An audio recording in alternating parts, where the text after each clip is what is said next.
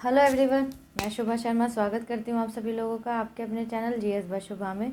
तो कैसे हैं आप सभी लोग? मैं आशा करती हूँ आप सब लोग बहुत अच्छे होंगे, एकदम स्वस्थ होंगे। तो चलिए, अब आज की हमारी जो ज्योग्राफी की क्लास है, अब हम उस पर आते हैं। आप लोगों को पता ही है ज्योग्राफी में जो हमारा टॉपिक चल रहा है।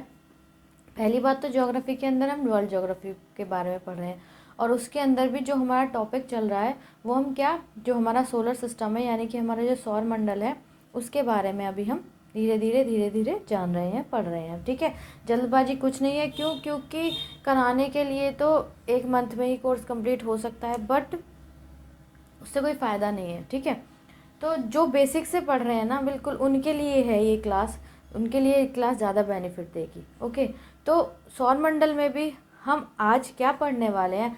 आज हम वीनस यानी कि शुक्र ग्रह के बारे में पढ़ेंगे। तो लास्ट क्लास में हमने बुध ग्रह के बारे में सारी जो जानकारी थी, सारी कंप्लीट डिटेल में हमने पढ़ ली थी। कहने के लिए तो बहुत सारी होते हैं, बहुत सारी बातें हैं बुध ग्रह के बारे में, लेकिन जो एग्ज़ाम के हिसाब से जो इम्पोर्टेंट है, जो पूछी जा सकती है, मैंने केवल वो कराई है। ठीक है, चलिए अब आज जो हम पढ़ेंगे, हम पहले आज हम शुक्र ग्रह के बारे में पढ़ लेंगे, फिर बृहस्पति ग्रह के बारे में भी पढ़ लेंगे, उसमें भी कुछ इतनी ज़्यादा बातें नहीं हैं। फिर उसके बाद हम क्या पढ़ेंगे, उसके बाद हम देखेंगे अगर पॉसिबल हुआ तो मंगल ग्रह भी हम कंप्लीट आज की क्लास में ही कर लेंगे। ठीक है, तो चलिए अब हम शुक्र ग्रह के बारे में सबसे पहला पॉइंट जो आता है हमारा, जो हमारी सबसे पहली बात आती है वो क्या आती है? वो ये आती है कि जो हमारा शुक्र ग्रह है, यह क्या है? यह पृथ्वी का निकटतम ग्रह है। क्या है ये? यह है पृथ्वी जो है, हमारी हमारी जो अर्थ है, पृथ्वी का निकटतम ग्रह है। निकटतम ग्रह है, मतलब पृथ्वी के सबसे पास है। कौन सा ग्रह? जो शुक्र ग्रह है वो पृथ्वी के बिल्कुल पास है। ठीक है, उसके आगे है सबसे चमकीला एवं सबसे गर्म ग्रह है। सबसे चमकीला, सबसे चमकीला एवं सबसे गर्म ग्रह है। कौन सा ग्रह? जो हमारा शुक्र ग्रह है, तो वो हमारी जो पृथ्वी है, जो हमारी अर्थ है, उसके सबसे पास है। मतलब जो डिस्टेंस है अर्थ की और अदर जो प्लैनेट्स हैं उनकी, तो सबसे पास जो डिस्टेंस है अर्थ की, वो जो वीनस हमारा जो प्लैनेट है, जो शुक्र ग्रह है, उसकी है। और ये जो ग्रह है शुक्र ग्रह, ये सबसे चमकीला और सबसे गर्म ग्रह है। मतलब कहने के लिए तो दिन में सबसे ज़्यादा गर्मी बुध ग्रह पे होती है ना, टेम्परेचर बहुत हाई चला जाता है, और रात में उसकी जो रातें हैं वो बर्फीली होती है, माइनस में उसका टेम्परेचर चला जाता है। बट गर्मी जो रहती है, सबसे गर्म ग्रह जो है जितने भी प्लैनेट्स हैं उनके अंदर, तो हमारा जो शुक्र ग्रह है सबसे ज़्यादा गर्म ग्रह है। ओके, इतनी बात क्लियर होगी। चलिए अब इसमें नेक्स्ट पॉइंट क्या आता है शुक्र ग्रह में? तो नेक्स्ट पॉइंट आता है कि इसे सांझ का तारा या भोर का तारा कहा जाता है। इसे सांझ का तारा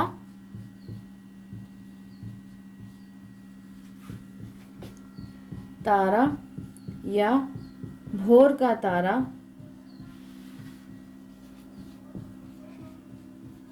कहा जाता है।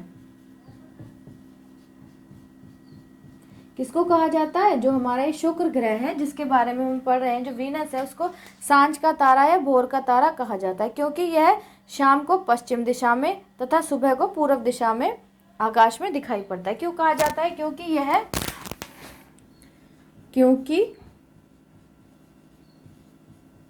यह शाम को पश्चिम दिशा में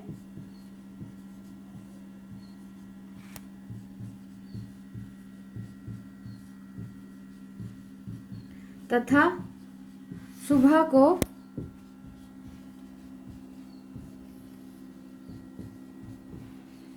पूरब ऐसे भी लिख सकते हैं और पूर्व ऐसे भी लिख सकते हैं। ठीक है, जैसे आपको सही लगे। सुबह को पूरब दिशा में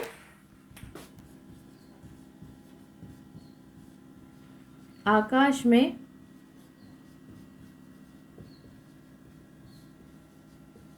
दिखाई देता है या दिखाई पड़ता है। ठीक है, दिखाई पड़ता है।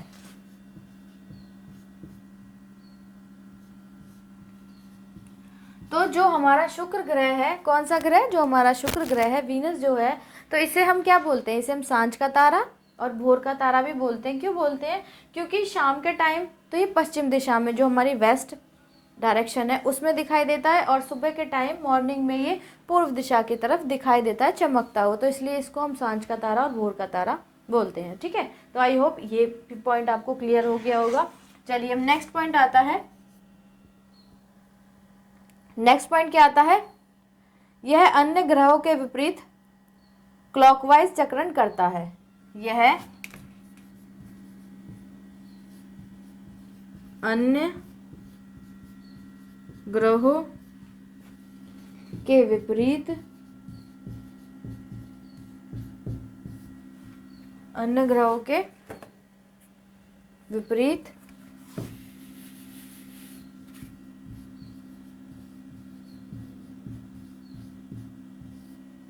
क्लॉकवाइज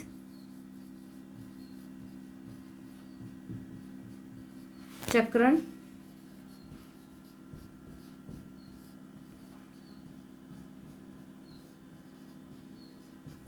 कहने का मतलब क्या है, जो हमारे अदर प्लैनेट्स हैं, हमने स्टार्टिंग में पढ़ा भी था जब ग्रहों के बारे में हम पढ़ रहे थे, तो लेकिन जब पर्टिकुलर इस ग्रह से रिलेटेड कोई बात है तो वो हम इसमें भी पढ़ेंगे। तो हमने क्या पढ़ा था, हमने ये पढ़ा था कि जो हमारे प्लैनेट्स हैं, जो हमारे ग्रह हैं, वो एंटी क्लॉकवाइज घूमते हैं, है ना, एंटी क्लॉकवाइज वो चक्कर लगाते हैं। बट जो हमारा शुक्र ग्रह है, जो वीनस है, और जो हमारा अरुण ग्रह है, ये क्या है, ये दोनों ऐसे हैं, ये क्लॉकवाइज घूमते हैं। ठीक है, तो यही बात है कि यह अन्य ग्रहों के विपरीत क्लॉकवाइज चक्रण करता है। ठीक है, चलिए नेक्स्ट पॉइंट क्या आता है इसके अंदर। नेक्स्ट पॉइंट आता है, इसे पृथ्वी का भगिनी ग्रह कहते हैं। क्या कहते हैं, पृथ्वी का भगिनी ग्रह कहते हैं। इसे पृथ्वी का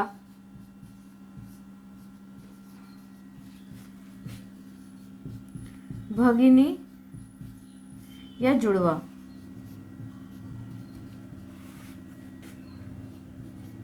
ग्रह कहते हैं।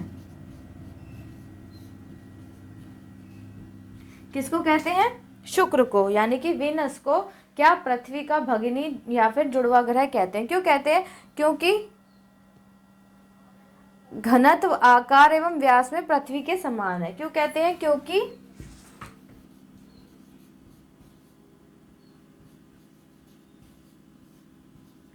यह घनत्व,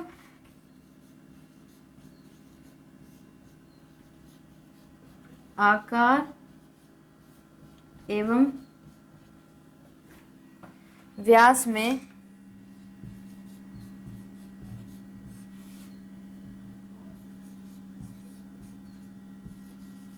पृथ्वी के समान है।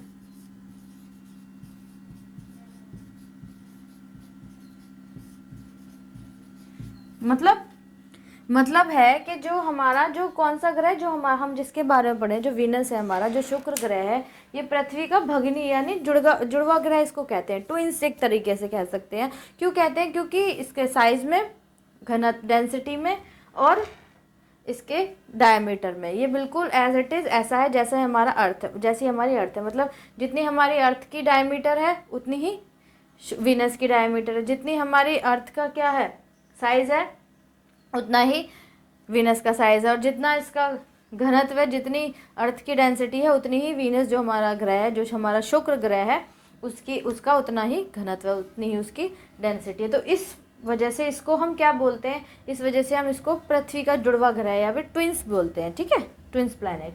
चलिए नेक्स्ट पॉइंट आता है हमारा इसमें। तो नेक्स्ट पॉइंट क्या है, इसके पास कोई उपग्रह नहीं है। इसके पास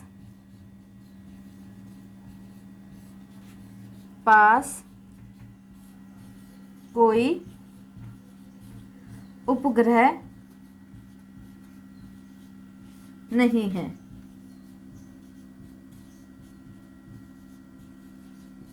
मतलब जो हमारा ये क्या है, जो हमारा ये प्लैनेट है, कौन सा प्लैनेट जिसके बारे में हम पढ़ रहे हैं, जो हमारा वीनस है, तो वीनस जो है उसका कोई भी उपग्रह नहीं है। इट मीन्स इसकी कोई सैटेलाइट नहीं है। देखो ऐसे मान लो कि अगर मतलब याद करने के हिसाब से, में याद करने के हिसाब से ऐसे समझो, जैसे मैं हूँ ना, जिस पोजीशन में हूँ, तो बिल्कुल फ्रंट पे हमारी क्या है, अर्थ है। तो जैसे फ्रंट अर्थ के इधर, जैसे अर्थ इस है, तो अर्थ के राइट साइड में जितने भी प्लैनेट्स हैं उन सब के सैटेलाइट हैं, उन सब के उपग्रह हैं। और अर्थ के जो लेफ्ट साइड है, ठीक है, दो है लेफ्ट साइड अर्थ के, कौन सा, बुध, मरकरी और वीनस, बुध और शुक्र। तो जो बुध और शुक्र हमारे जो ग्रह हैं, तो उनकी क्या है, उनकी कोई भी सैटेलाइट या फिर उनका कोई भी उपग्रह नहीं है। तो ये क्वेश्चन बहुत बार पूछा जाता है, ठीक है। तो ये जानकारी थी शुक्र ग्रह के बारे में, ठीक है। जो क्वेश्चन आएगा तो इन्हीं से आ जाएगा। मतलब अब क्या है, पढ़ाने के लिए और पढ़ने के लिए तो बहुत है, लेकिन जो एग्ज़ाम में जहाँ से ज़्यादा क्वेश्चन पूछे जाते हैं ना आजकल, तो जैसे अगर हम समझें, तो जैसे हमारा कोई करंट से रिलेटेड है, मतलब ज्योग्राफी का ही पोर्शन है जो करंट से रिलेटेड है, या अभी कुछ प्रेजेंट करंट में कोई चीज़ हुई है, तो वहाँ से चीज़ें ज़्यादा पूछी जा रही हैं, है ना। ये तो सब चीज़ें पुरानी हो गई, लेकिन फिर भी हमको पढ़नी पड़ती हैं। क्यों? क्योंकि एग्ज़ाम में तो कहीं से कुछ भी पूछा जा सकता है। तो ज़्यादा फोकस इस चीज़ पे नहीं रहता है ना। तो जो जिन पे ज़्यादा फोकस रहता है वो हम साथ के साथ करते चलेंगे, क्योंकि किसी के दिमाग में ये होगा कि बस इसके बारे में इतना ही करा दिया और बस ख़त्म। ऐसा कुछ नहीं है। कराने के लिए तो कितना भी करा लो, कितना भी लिखवा लो, कुछ कम नहीं है, मतलब कुछ ज़्यादा नहीं है, सब कम ही कम है। कितना आगे को हम एक्सपेंड कर सकते हैं। तो ये हो गई हमारे शुक्र ग्रह के बारे में जानकारी। अब हम बृहस्पति ग्रह के बारे में जानेंगे और फिर उसके बाद देखेंगे, अगर पॉसिबल हुआ तो मंगल ग्रह के बारे में आज जान लेंगे, अदरवाइज़ कल की क्लास में जान लेंगे, ठीक है। चलिए, तो अब आते हैं हम जुपिटर की तरफ, इसके बृहस्पति की तरफ, जुपिटर। तो आई होप जो शुक्र ग्रह के बारे में मैंने आपको जो भी बताया है आपको अच्छे से समझ आ गया होगा, साथ के साथ अभी ही याद भी हो गया होगा। क्योंकि मैं इसलिए ना, मैं कई बार इसी वजह से रिपीट करती हूँ, ताकि दिमाग में सेट हो जाए। एक बार पढ़ने से सारी चीज़ें दिमाग में अच्छे से सेट हो जाए। ओके, चलिए।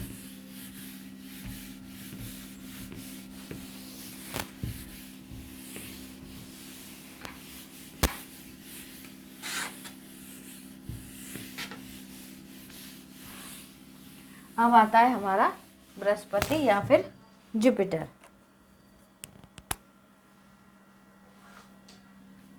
बृहस्पति,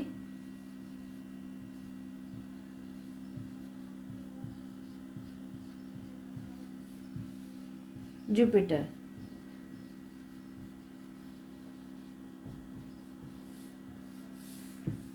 तो बृहस्पति या जुपिटर के बारे में हम अब पढ़ेंगे। तो इसमें ज़्यादा कुछ नहीं है, बस 2-3 ही पॉइंट हैं इसके अंदर, ठीक है। बस वो 2-3 पॉइंट ही काफ़ी हैं। तो उसमें सबसे पहले इसमें क्या बताया गया कि यह सौरमंडल का सबसे बड़ा ग्रह है। जो जुपिटर है यह सौरमंडल का, यानी कि हमारे सोलर सिस्टम का सबसे बड़ा ग्रह है, सबसे बड़ा ग्रह है। मतलब जो हमारा जुपिटर प्लैनेट है, तो वो हमारे सोलर सिस्टम का क्या, सबसे बड़ा, सबसे बिग या सबसे बिगेस्ट प्लैनेट है। तो जब क्वेश्चन आएगा कि हमारे सोलर सिस्टम का बिगेस्ट प्लैनेट कौन सा है, तो हम बोलेंगे कि जुपिटर, यानी कि बृहस्पति, ठीक है। चलिए, नेक्स्ट पॉइंट क्या आता है इसमें। नेक्स्ट पॉइंट आता है, इसे अपनी धुरी पर चक्कर लगाने में 10 घंटे, इसको या कह सकते हैं इसे, मतलब जुपिटर को, इसे अपनी धुरी पर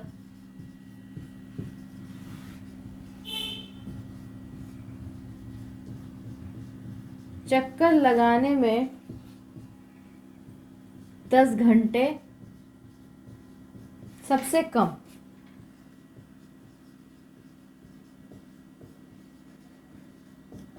सबसे कम, और सूर्य की परिक्रमा करने में 12 वर्ष लगते हैं। और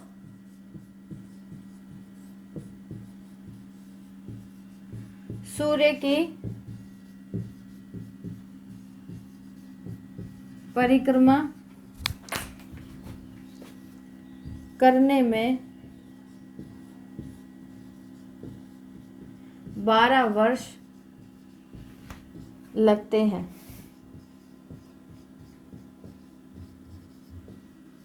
मतलब देखो, ये अब ऐसे समझो, अपनी धुरी मतलब जैसे ये क्या है, ये जुपिटर है, तो इस तरीके से जो अपनी धुरी पर घूम रहा है, ठीक है। तो अपनी धुरी पर जैसे अर्थ 24 घंटे लेती है अपनी धुरी पर घूमने में, अर्थ को, हमारी जो पृथ्वी है उसको 24 घंटे लगते हैं। तो इसी तरीके से जो हमारा जुपिटर है, जो हमारा बृहस्पति ग्रह है, उसको अपनी धुरी पर ही घूमने में पूरा एक चक्कर लगाने में 10 घंटे लगते हैं। लेकिन हमारी अर्थ क्या है, हमारी जो पृथ्वी है वो सन के चारों, जैसे ये सन है तो इसके चारों तरफ जो घूमती है पृथ्वी, अर्थ जो इसके चारों तरफ घूमती है, तो इसको एक राउंड या एक चक्कर पूरा लगाने में हमारी अर्थ को लगभग 365 दिन लगते हैं। बट जो जुपिटर है वो सन का पूरा एक चक्कर लगाने में कितना टाइम लेता है, वो सन का पूरा एक चक्कर लगाने में 12 वर्ष यानी कि 12 ईयर्स इसको टाइम लगता है, ठीक है। पूरा एक राउंड लगा रहा है। जैसे ये सन है तो ये बृहस्पति ग्रह है, तो ये पूरा एक राउंड लगाने में सन के चारों तरफ 12 ईयर्स लेगा, ठीक है। इसको 12 ईयर्स का टाइम लगता है। बट जब वो अपनी ही धुरी पर घूम रहा है, खुद ही ऐसे घूम रहा है, तो तब वो सबसे कम, जितने भी प्लैनेट्स हैं उनमें सबसे कम टाइम लेता है। मतलब इससे कम टाइम अपनी धुरी पर घूमने में, पूरा अपनी धुरी पर कर एक चक्कर लगाने में कोई अदर प्लैनेट नहीं है जो इससे कम टाइम लेता हो, ठीक है। चलिए नेक्स्ट पॉइंट आता है इसमें,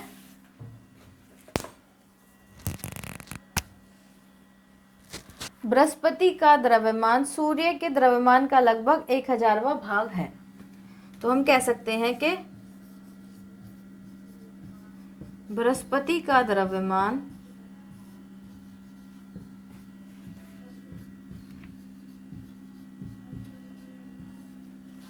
सूर्य के द्रव्यमान का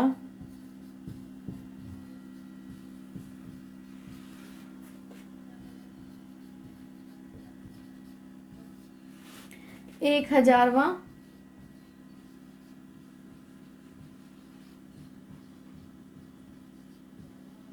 भाग है। तो बृहस्पति का द्रव्यमान सूर्य के द्रव्यमान का 1000वां भाग है। लगभग में है, अप्रोक्स में, लगभग मतलब कि अप्रोक्स में।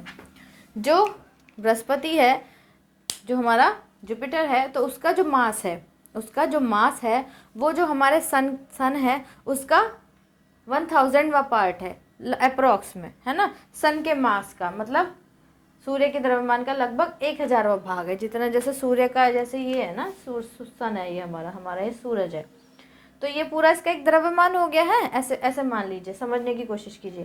तो अगर हम इसके 10 पार्ट कर दें,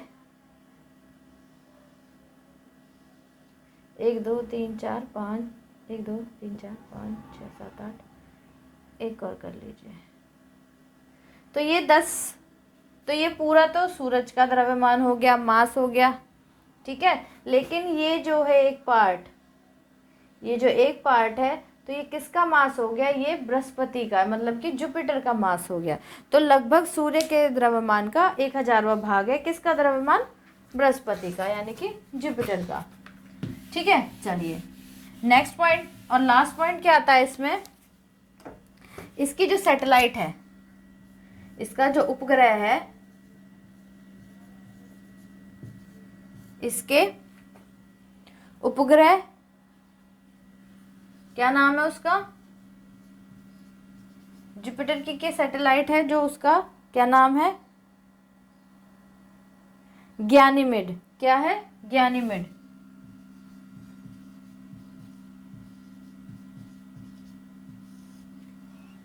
क्या नाम है, गैनीमेड। तो गैनीमेड क्या है, सभी उपग्रहों में सबसे बड़ा है, कलर कैसा है गैनीमेड का? पीले रंग का है, पीले रंग का। और सभी उपग्रहों में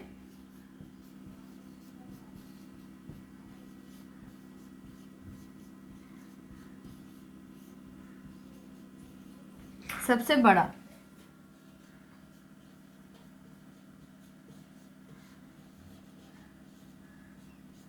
इसके जो बृहस्पति के ग्रह हैं वो काफ़ी सारे हैं, सॉरी ग्रह नहीं, उपग्रह जो है सैटेलाइट्स हैं वो काफ़ी सारी हैं। बट ये क्या है कि हमको सिर्फ ये पढ़ना है जो एग्ज़ाम में जिस क्वेश्चन को आने की पॉसिबिलिटी ज़्यादा है। ठीक है, पढ़ने के लिए तो हम कितना भी पढ़ सकते हैं। तो इसमें क्या है कि इसकी जो सैटेलाइट है, अब हमको ये याद रखना है कि 2 ही प्लैनेट हमारे ऐसे हैं, एक तो हमारा क्या मरकरी और एक हमारा वीनस, जिनकी कोई सैटेलाइट नहीं है। अदरवाइज और जितने भी प्लैनेट्स हैं सबकी सैटेलाइट्स हैं। तो जो हमारा ये जुपिटर है, तो इसका जो उपग्रह है, इसकी जो सैटेलाइट है, उसका नाम क्या है? गैनीमेड। पहली बात तो उसका नाम आता है, नाम पूछने के लिए आता है। तो जो गैनीमेड है, ये जितने भी हमारे प्लैनेट्स हैं, प्लैनेट्स के जितने भी सैटेलाइट्स हैं, जितने भी उपग्रह हैं, तो उन उपग्रहों में, उन सैटेलाइट्स में सबसे बड़ा है। और इसका कलर क्या है? ये पीले रंग का है। ठीक है, तो अब बृहस्पति के बारे में बस इतनी ही जानकारी थी। अब नेक्स्ट जो आता है हमारा, नेक्स्ट आता है हमारा मंगल ग्रह। तो ऐसा करते हैं, इस क्लास को यहीं तक कंप्लीट कर लेते हैं। तो मंगल ग्रह के बारे में और शनि और जो भी ग्रह हैं, जो भी प्लैनेट्स हैं, तो उनके बारे में हम ऐसा करेंगे, हम नेक्स्ट क्लास में कवर कर लेंगे। ठीक है, तो आज की क्लास ये इतनी ही रखते हैं, इतनी ही रहने देते हैं। तो आज की क्लास आपको कैसी लगी है आप प्लीज़ कमेंट में ज़रूर बताइएगा। आई होप आपको अच्छी ही लगी होगी। अगर अच्छी लगी तो प्लीज़ क्लास को लाइक ज़रूर कीजिएगा और बच्चों तक भी इस क्लास के लिंक को शेयर कीजिएगा, ताकि और लोग भी इस चैनल से जुड़ सकें और डिटेल में जीएस पढ़ सकें। अगर आप इस चैनल पर नए हैं, पहली बार आए हैं, तो प्लीज़ चैनल को सब्सक्राइब ज़रूर कीजिएगा, वीडियो को लाइक भी कीजिएगा, बेल आइकन को प्रेस कीजिएगा, ताकि जब मैं वीडियो अपलोड करूं तो आप लोगों तक नोटिफिकेशन आए और आप लोग अपनी पढ़ाई को कंटिन्यू कर सकें। ठीक है गाइज़, आपका कोई भी सजेशन हो प्लीज़ आप कमेंट में ज़रूर बताइएगा। सो आज के लिए इतना ही है, अब मिलते हैं कल की क्लास में। तब तक के लिए थैंक यू वेरी मच।